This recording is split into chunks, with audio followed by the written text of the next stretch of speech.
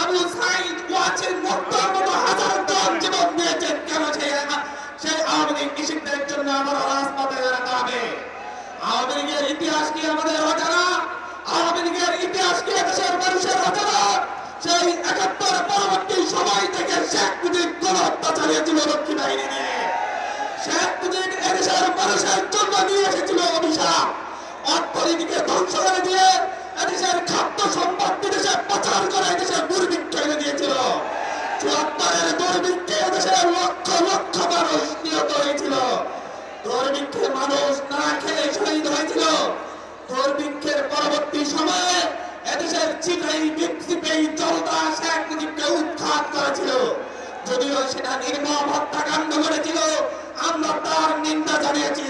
কিন্তু পরবর্তীতে শেখ হাসিনা ৯৬-তে এসে তার পাপের অপকর্মের জন্য ক্ষমা চেয়ে মাথায় হিজাব পরে পট্টি পরে এদেশের মানুষের কাছে ভোট চেয়েছিল। এদেশের মানুষ সরল মনে শেখ হাসিনাকে আরেকবার বিশ্বাস করেছিল।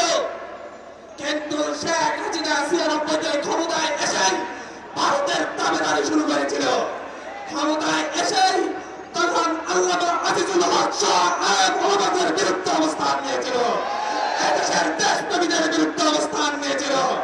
পরবর্তীতে এদেশের মানুষ তাকে জবাব দিয়েছিল ২০০১ সালের নির্বাচনে, যখন বুঝতে পেরেছিল আর আওয়ামী লীগ কিংবা ভারতের সেই দাবিদার গোষ্ঠীর ক্ষমতায় আসা সম্ভব না। তখন ৭-৮ সেশনে ফখরুদ্দিন মঈনুদ্দিনের সহযোগিতা নিয়ে ভারতের ইন্দোরে একটি কারচুপির নির্বাচনের মধ্য দিয়ে সে আরেকবার ক্ষমতায় আসে। তারপরে ইতিহাস অজানা।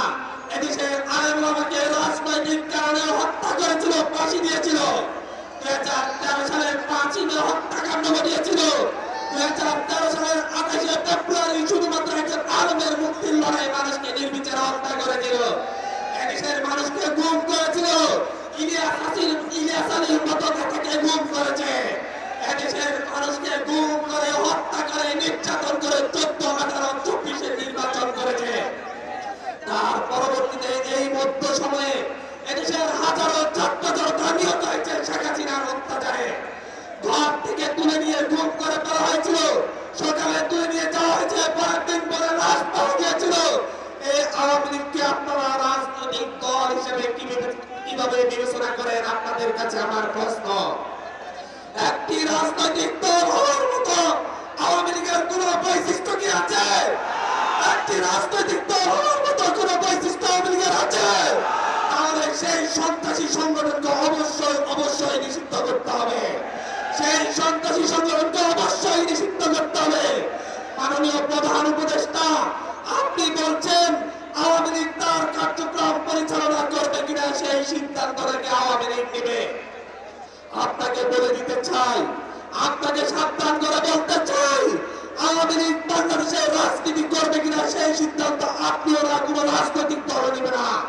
সেই সিদ্ধান্ত নেবে শহীদ পরিবার, সেই সিদ্ধান্ত নেবে আহত পরিবার।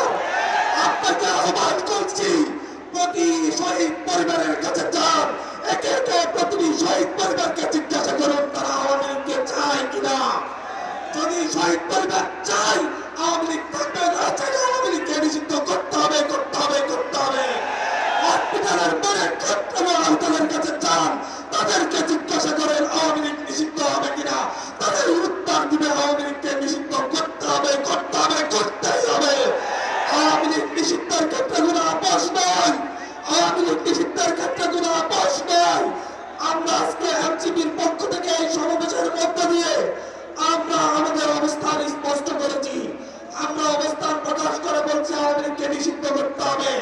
এখন তারা আওয়ামী লীগের হাতে নির্যাতিত হওয়া, দীর্ঘদিন হয়ে নির্যাতিত হওয়া বিএনপি, এখন তারা আওয়ামী লীগের হাতে দীর্ঘদিন ধরে নির্যাতিত হওয়া জামাতের, এখন তারা আওয়ামী লীগের হাতে নির্যাতিত বিরোধী প্রতিটি রাজনৈতিক দলের